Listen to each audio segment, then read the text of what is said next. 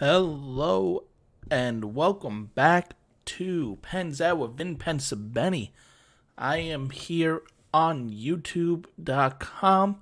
Just check out Vin Media on YouTube and you could subscribe. You could watch this live. I'm going to be recording these at 7 a.m.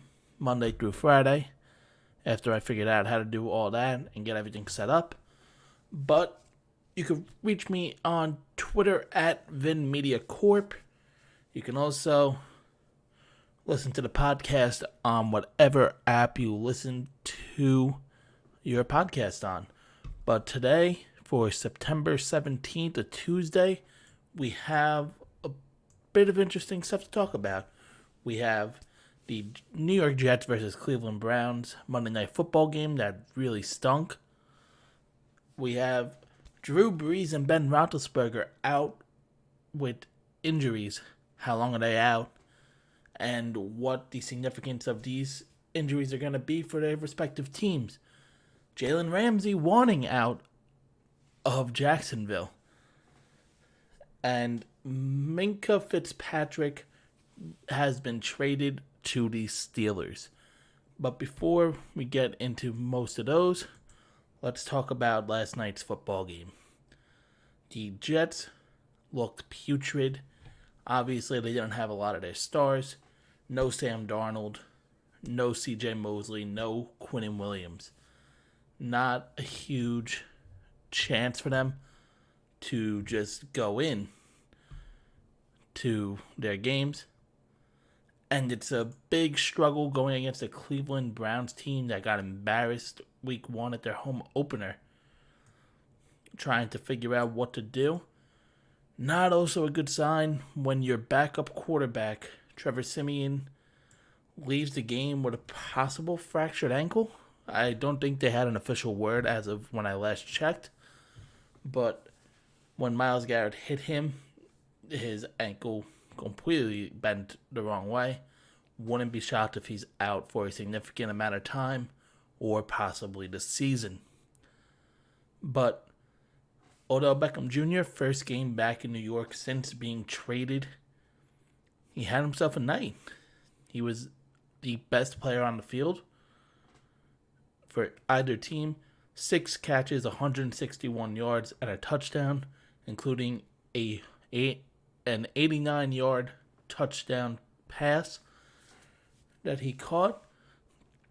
He topped out at 21.7 miles per hour during that run, which is scary fast for somebody in pads to be running in general. But the Browns needed this win. As I'm going to talk about in a little bit, there's really only 2 AFC teams that really look like they are the dominant teams in this conference. I mean, you basically have 2 teams at the upper tier, and then you have a few teams second at a little lower tier, and a lot of teams outside of that. But I'm a Jets fan. I'm going to go with the Jets' point of view on this. This loss hurts. This season is now over. Week 2, you're 0-2. You lost 2 games at home. You should have won week 1. When you're up 16-0 at home, forced 4 turnovers, you win that game. No questions asked. But now you had to deal with Odell Beckham Jr. coming back to New York.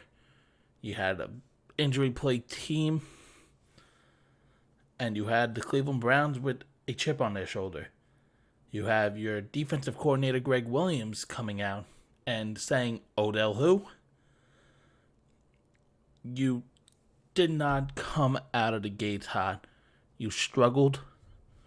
Siemian went 3 for 6 with 3 yards before leaving with his injury. Luke Falk came in. He did good. But again, with the situation that happened, 20 of 25, 198 yards. A team isn't planning to play or game planning against your backup quarterback for that game. Le'Veon Bell looked a little sluggish at times.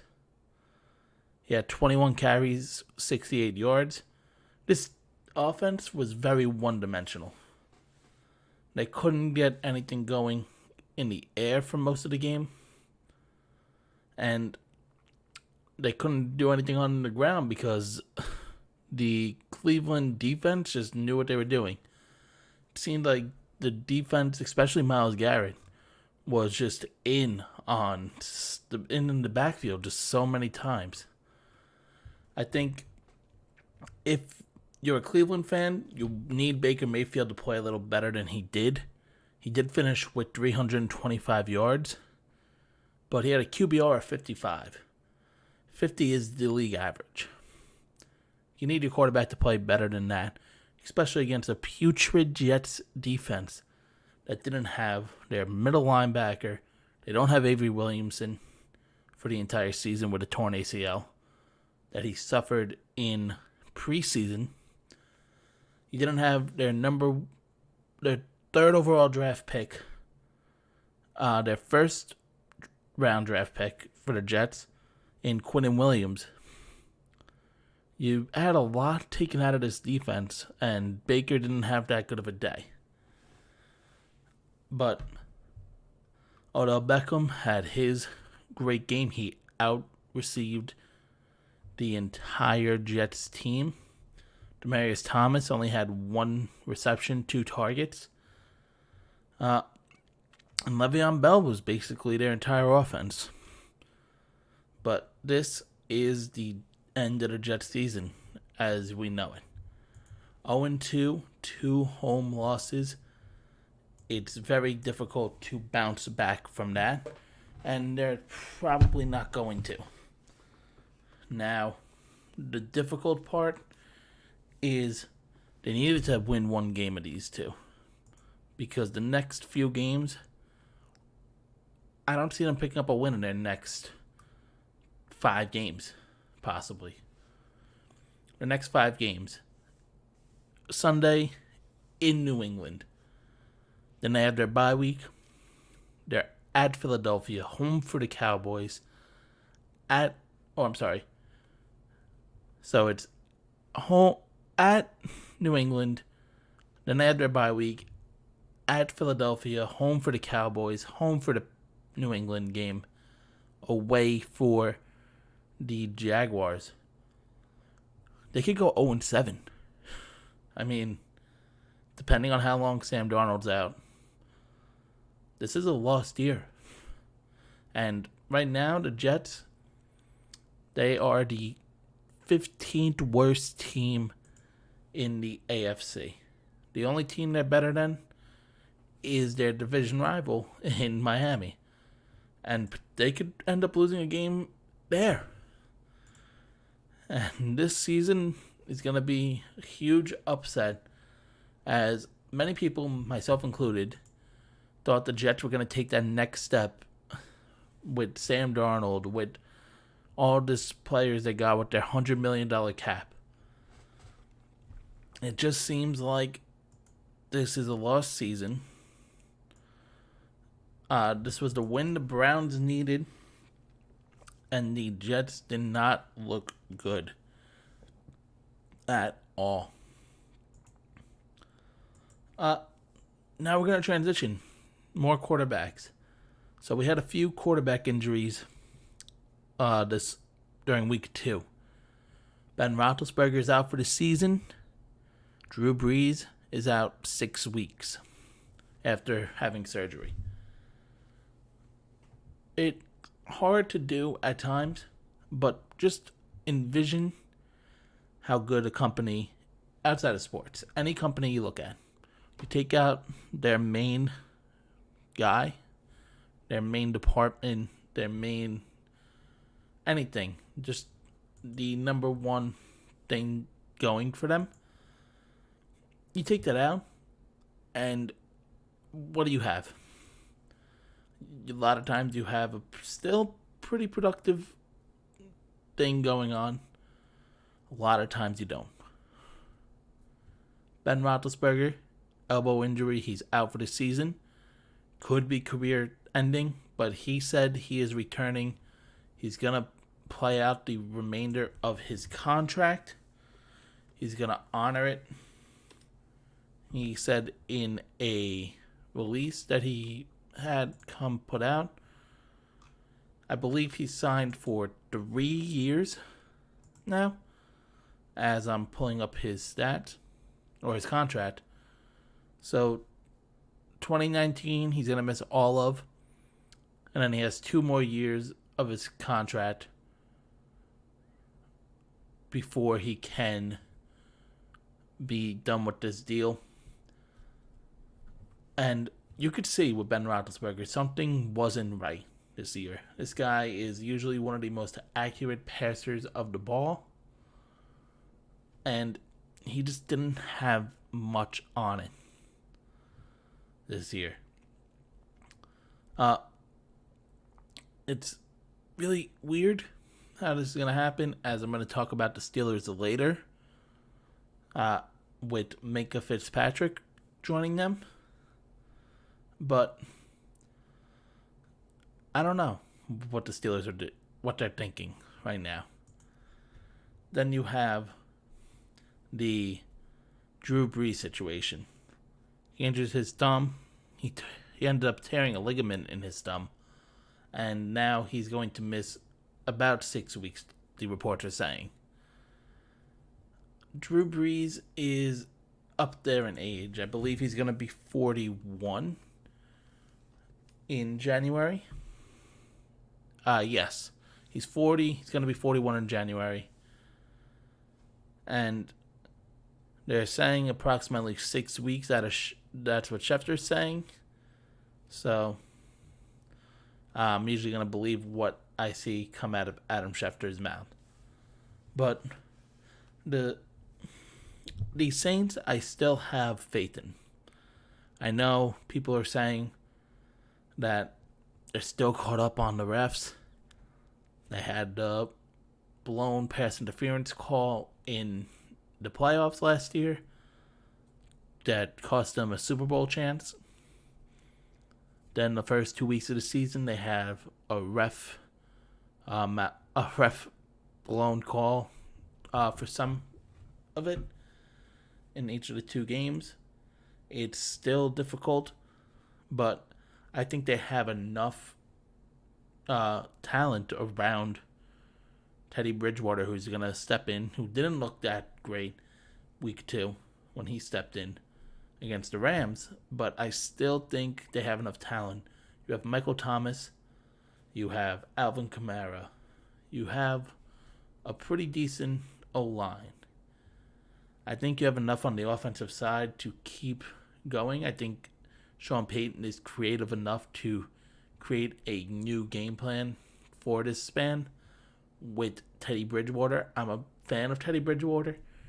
I liked him back in Minnesota when he went to the Jets. I liked that idea to try to push Sam Darnold a little bit last year before being traded to New Orleans. Now he gets a shot. I think he's going to end up being the successor to Drew Brees down the road whenever Brees is going to call it a career. But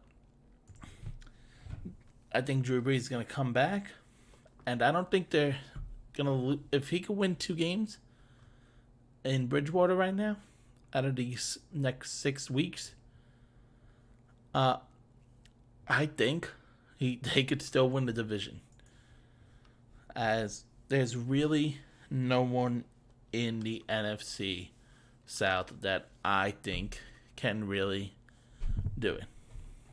You have the Buccaneers. I think they're going to falter off. They're 1-1. The Falcons, who won a primetime game against the Eagles on Sunday, I still have questions for them. And the Carolina Panthers, they're 0-2. You have Cam Newton not looking 100% still. I think the most talent overall goes to the Saints. I think the Falcons are going to finish fighting for a wild card spot. I think the Buccaneers are going to be around 500. But this division, no one's blowing it away. I think 8-8, 9-7 record could put you in a playoff spot. And as the winning team in the division.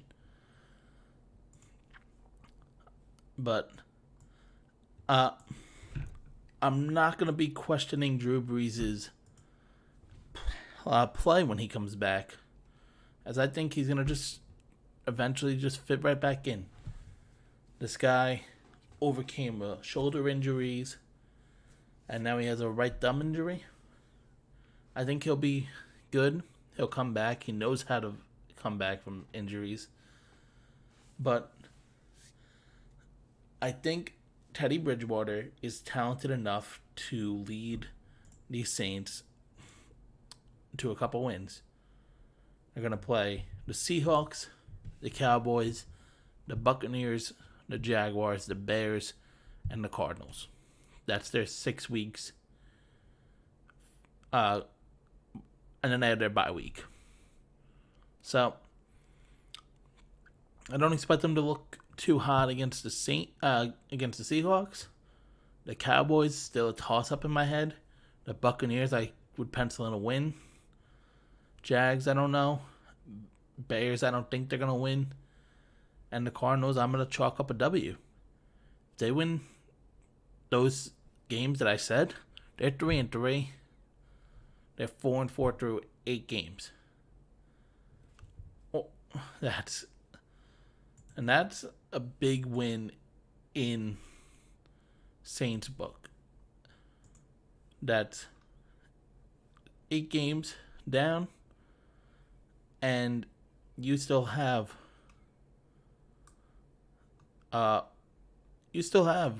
both games, it looks like. Yes, you would still have both games against the Falcons if Drew Brees were to return after the bye week. And you have a confident backup quarterback learning the playbook and learning how to execute the playbook on the field. I think that New Orleans will be fine. And they will get to the playoffs, and they'll probably win a game. But now we got to jump to Minkah Fitzpatrick. So he was traded last night.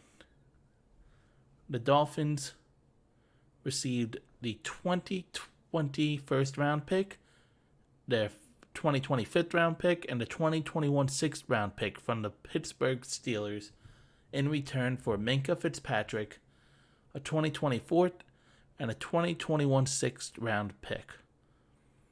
This scratches my head. Now, I understand that the Steelers needed something. They gave up 61 points in their first 2 games this season. After having your quarterback go down, it seems like they're putting extreme confidence in Kyle Rudolph, their backup quarterback. And they lost by 2 to the Seahawks on Sunday. I think it's still a chance they could be okay. But now the Dolphins are getting essentially 2 top 10 picks in the draft next year. Plus, they have Rosen now starting. I think the Dolphins are setting up for something with an extreme tank job in the next couple of years. You also have something along the lines of, what is Pittsburgh thinking? You have essentially Antonio Brown and Le'Veon Bell gone. They're not a part of the franchise anymore. Ben Roethlisberger down for the year. You basically lost your entire team presence in a year span. It's a bold move that I'm willing to see for the Steelers, but I don't understand it. The 11th overall pick in the 2018 draft He's going to be in there with Joe Hayden and a couple other guys. But I think it's going to be a fun defense. I don't think it's going to be very productive. I think the Steelers are going to end up fighting with the Bengals for the last spot in the division, as the Ravens look like they are going to be good, and the Browns have a lot of talent. I don't know. I'm willing to wait it out, but I don't see this ending well for the Pittsburgh Steelers. I don't think Kyle Rudolph is the next quarterback. If the Steelers want to get back to where they were at the beginning of the decade, where they made the Super Bowl, and they seemed like they had something going that was going to be withstanding. I think this was the last time we will ever see Ben Roethlisberger in a playoff game, and the last playoff game that will be that Jacksonville game where he just looked putrid, and it was a horrendous game all in all. And then the final story I have today, Jalen Ramsey asks for a trade.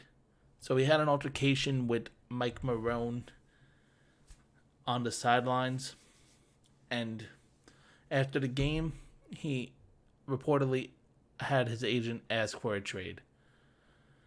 The Jags say they aren't planning on trading him at this time, but it really looks like Jalen Ramsey wanted out for a while. He wanted to get paid. He got his 5th-year option exercised, so he signed 2 years. He gets about $4 million base salary. He's gonna walk out with about $7.5 million this year. He's going to walk out with about $13.7 million next year, wherever he is. And Jalen Ramsey is a huge talent, but if you don't offer him a restructured deal, I don't expect him to be getting what the Dolphins got for a Minkah Fitzpatrick, who was on the second year of his deal and was going to be in the backfield for another 3 years for the Steelers. They got a big haul. I know they said they were looking for a first round pick at the starting point at this. There's a decent amount of teams that would probably like a Jalen Ramsey. He's one of the best corners in the game right now, and he wants to get paid, and I think an interesting fit would be in Arizona. I don't know if he would accept a trade to Arizona, if how high winning is on a priority for him, but he could be with a Fitzgerald, a Kyler Murray, a Cliff Kingsbury, and a Patrick Peterson when he comes back from his suspension. I think that would be a pretty good team for the next couple of years.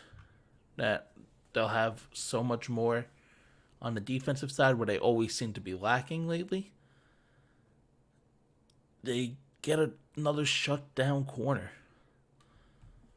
But obviously, there's a lot of teams that could trade for him. But I think the Cardinals would essentially have the most value in their picks.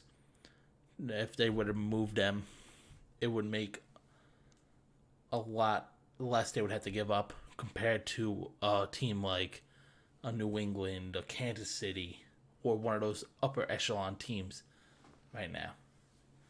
And that's really all I have today. Just wanted to give my thoughts on the NFL in general on the past couple days. I'll be back tomorrow. I'm excited as a Yankee fan for Luis Severino. He's making his season debut as the rest of the guys are starting to get back healthy. Stanton's coming back up this homestand. Eddie Encarnacion said yesterday he will be returning before the season ends. Betances, Montgomery returning on Sunday. It's going to be a fun baseball day to watch, and I'm really excited. Obviously, we have football talk coming on. We're going to see if any other news comes out. And as I look at the NFL Week 3, I don't even know who has the Thursday night game. Tennessee at Jacksonville. So will we see Jalen Ramsey on Thursday's game? We'll find out all that and more as that gets closer. But be back here tomorrow around 7 a.m. I'll be back here talking some more sports. And I will see you guys in the next one.